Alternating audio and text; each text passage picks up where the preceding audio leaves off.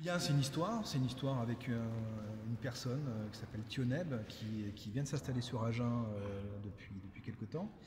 Et une histoire qui dure depuis une quinzaine d'années maintenant, et une relation qui fait comme, c'est des histoires, hein, comme il y a beaucoup au Florida, qui fait que ensemble, Thioneb c'est un des papas du beatbox au niveau de l'Europe et même au-delà. Et on a décidé de créer ensemble ce rendez-vous beatbox dans ce lieu, pour permettre aux beatboxers, mais aussi aux Agenais ou Lot-et-Garonnais de découvrir cette discipline. Il y a très peu de pratique encore dans le coin. Donc en 2017 et en 2018.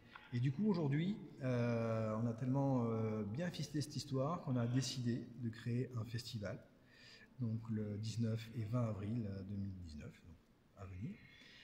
En intégrant de la création, du battle, en intégrant du hors-les-murs, en intégrant des rencontres en milieu scolaire, etc. etc. Et essayer de faire découvrir cette discipline sur le local, et surtout aussi de faire venir des gens d'un peu partout, parce que c'est ce qui va se passer, c'est ce qui se passe à Agen. Voilà. D'accord. En marge de ça, ce soir, il y a eu la présentation de la nouvelle du prochain semestre de programmation de la salle. Ouais. Quels sont les groupes, les sons qu'il faudra absolument venir écouter? Alors, Florida, c'est toujours rempli de diversité, donc difficile de choisir. On a quelques moments phares, comme la venue de Roberto Fonseca, qui est donc une collaboration avec le Théâtre du Cournot, qui est vraiment un des grands de la scène latine jazz cubaine, et qui écume toutes les salles mondiales actuellement.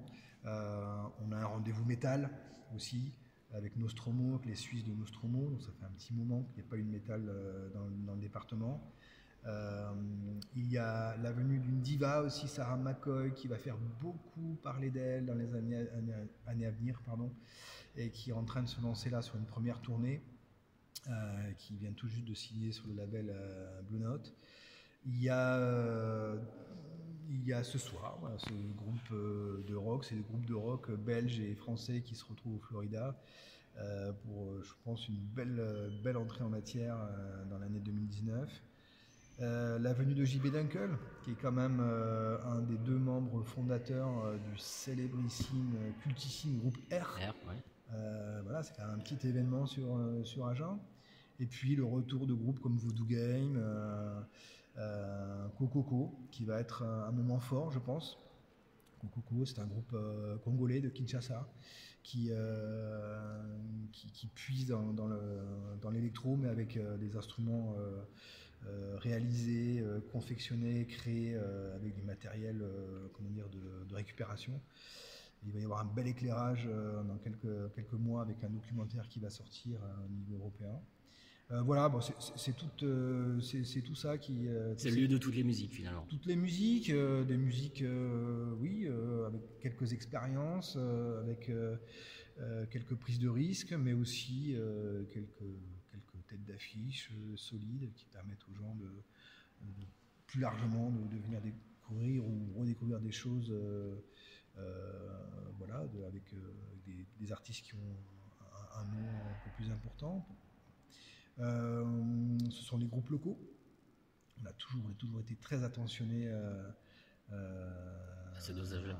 Pardon. À ce qu'il y ait une dose de. À ce qu'il y ait une dose de groupes locaux, parce que c'est important. On a un lieu où il y a des studios de répétition, où il y a des cours, il y a des scènes ouvertes, et on s'aperçoit que petit à petit, au fil des années, il y a des musiciens qui sortent un petit peu, qui sont toujours amateurs, mais qui ont besoin de se frotter aussi à la scène, s'exprimer. Donc ça permet de faire du lien, de créer un parcours artistique. Donc ça, c'est intéressant. Donc voilà, c'est très animé, c'est un lieu en mouvement, voilà, qui est toujours en mouvement, qui est actuel, et on revendique cette notion actuelle et de mouvement, parce que c'est ce qui est propre finalement au lieu, et notamment et en particulier grâce au contact qu'on a avec les gens, tant locaux que nationaux, régionaux ou internationaux.